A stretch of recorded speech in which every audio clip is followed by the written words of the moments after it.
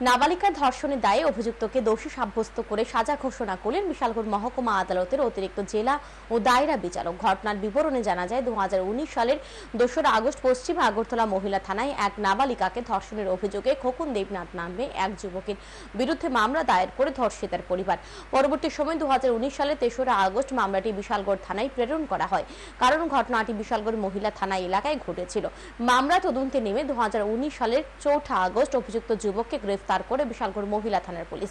মামলা তদন্তকারী অফিসার ছিলেন বিশালগড় মহিলা থানার সাব ইন্সপেক্টর আশালতা দেবনাথ। জানা যায়, 2019 সালের 1 আগস্ট অভিযুক্ত খোকন দেবনাথের বাড়িতে টিভি দেখতে যায় 5 বছর বয়সী এক নাবালিকা। খোকন দেবনাথ জোরপূর্বক ওই নাবালিকাকে ধর্ষণ করে। অভিযুক্তকে জেল হেফাজতে রেখে মামলার শুনানি চলে আদালতে বিচার প্রক্রিয়া চলাকালীন সময় 20 জনের সাক্ষ্য বাক্য গ্রহণ করা হয়।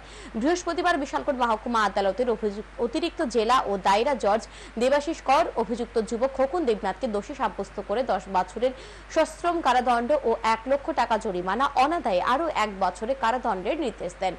আদালতের সরকার পক্ষের মামলাটি পরিচালনা করেন স্পেশাল পাবলিক প্রসিকিউটর রিপন সরকার। আইনজীবী রিপন সরকার সাংবাদিকদের মুখোমুখি হয়ে আদালতের রায়ের বিষয়ে বিস্তারিত জানান।